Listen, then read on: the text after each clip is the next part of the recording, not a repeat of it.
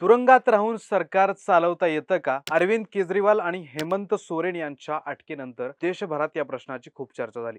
कारण मुख्यमंत्रीच तुरुंगात असेल तर सरकार चालवणार कोण? असे एक ना अनेक प्रश्न या निमित्तानं उपस्थित झाले.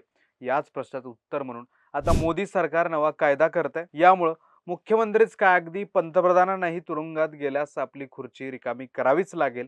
पण हाच कायदा विरोधी पक्षांचं सरकार पाडण्यासाठीच केंद्राच्या हातातलं हत्यार असल्याचंही म्हटलं जाते.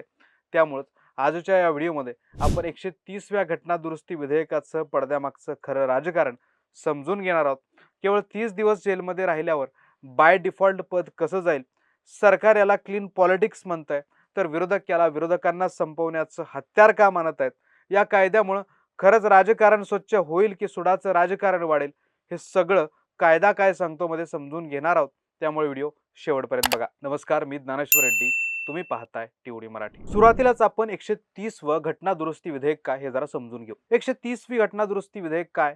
गेल्या वर्षी ऑगस्टमध्ये केंद्रीय गृहमंत्री अमित शहा यांनी संसदेत हे विधेयक मांडलं होतं. या विधेयकानुसार संविधानाच्या कलम 75 केंद्रासाठी, कलम 164 राज्यासाठी आणि कलम 239 ए दिल्लीसाठी मध्ये मोठे बदल केले जाणार आहेत आणि नव्या तरतुदी जोडल्या जाणार आहेत. या विधेयकातील सगळ्यात महत्त्वाची तरतूद आहे ती म्हणजे जर पंतप्रधान, मुख्यमंत्री किंवा कोणत्याही मंत्र्याला 5 वर्ष किंवा त्याहून अधिक शिक्षेची तरतूद असलेल्या गुन्ह्यात अटक झाली आणि तो सलग 30 दिवस कोठडीत तुरुंगात राहिला तर त्याला पदावरून हटवलं जाईल. मग पदमुक्तीची प्रक्रिया कशी असेल? या प्रक्रियेनुसार 30 दिवस पूर्ण झाल्यावर 31व्या दिवशी पंतप्रधान किंवा मुख्यमंत्री संबंधित मंत्र्याला हटवण्याचा सल्ला अनुक्रमे राष्ट्रपती किंवा राज्यपालांना देतील. त्यांनी तसा सल्ला दिला नाही तरीही 31व्या दिवशी संबंधित मंत्र्याचं पद आपोआप संपुष्टात येईल आणि स्वतः पंतप्रधान किंवा मुख्यमंत्री 30 दिवस जेलमध्ये राहिले तर त्यांना 31व्या दिवसांपर्यंत राजीनामा द्यावा लागेल, अन्यथा त्यांचं पद आपोआप जाईल.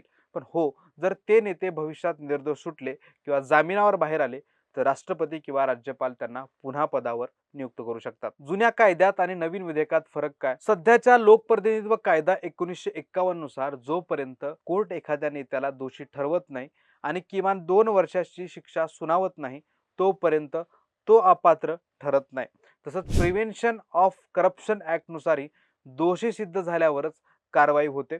थोडक्यात आतापर्यंत फक्त अटकेमुळे कुणाचंही पद जात नव्हतं, पण नव्या विधेयकात दोषसिद्धीची वाट पाहिली जाणार नाही. फक्त 30 दिवसाची अटक, कोठडी, पद घालवण्यासाठी पुरेशी असेल. मग सरकार हे विधेयक का आणतंय? सरकारच्या मते जेलमधून सरकार चालवणं ही लोकशाहीच्या सिद्धांताविरोधात जाणारी गोष्ट आहे. जर मंत्र्यांच्या आदेशावरून त्यांच्या हाताखाली काम करणाऱ्या सेक्रेटरी किंवा मुख्य सचिव यांना तुरुंगाची हवा खावी लागते तर मग मंत्री स्वतः जेलमध्ये राहून सरकार कसं चालवू शकतात? असा युक्तिवाद गृहमंत्री अमित शहा यांनी गेल्या वर्षी हे घटना दुरुस्ती विधेयक मांडताना केला होता. तसेच एखाद्या आरोपीसाठी 30 दिवसाचा वेळ कमी नसतो. या काळात तो किमान 3 वेळा जामिनासाठी अर्ज करू शकतो.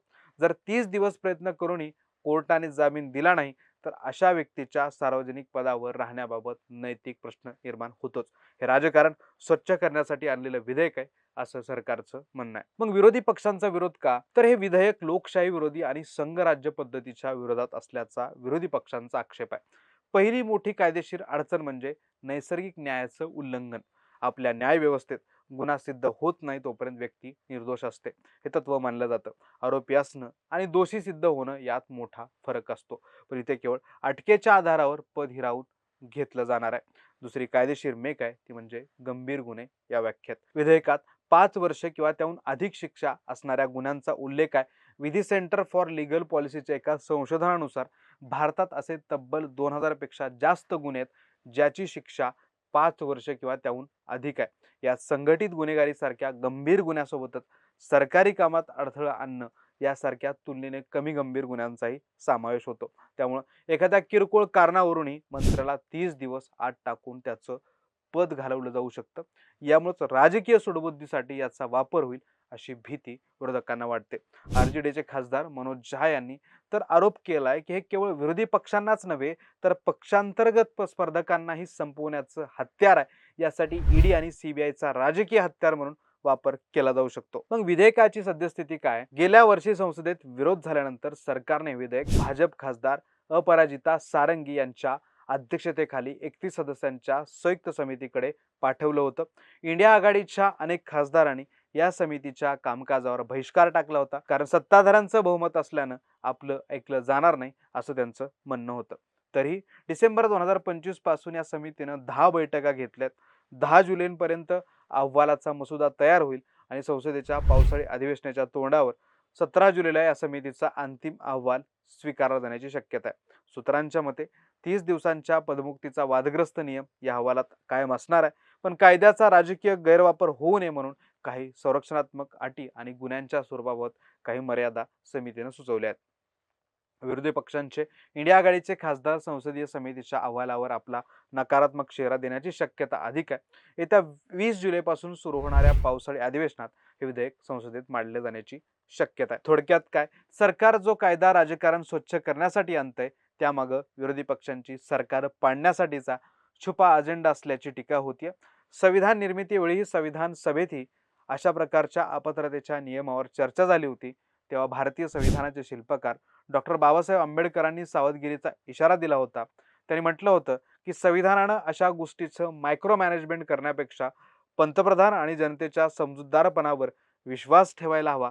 कोणत्याही लोकशाहीत न्याय मिळवण्याचा शॉर्टकट शोधण्यापेक्षा न्याय व्यवस्था बळकट करणं अधिक गरजेचं असतं. पण तुम्हाला काय वाटतं, हा नवा कायदा राजकारण खरोखर स्वच्छ करेल की हे विरोधकांना संपवण्याचं नवं हत्यार बनेल? हा कायदा विरोधी पक्षांचं सरकार पाडण्यासाठीच केंद्राच्या हातातलं हत्यार होईल का? कमेंट करून तुमची मतं नक्की सांगा. हे माहितीपूर्ण विश्लेषण तुम्हाला आवडलं असेल तर व्हिडिओला लाईक करा, व्हिडिओ मित्रमंडळींना शेअर करा. अशाच विश्लेषणासाठी टीओडी मराठीला चॅनलवर सबस्क्राईब करायला विसरू नका.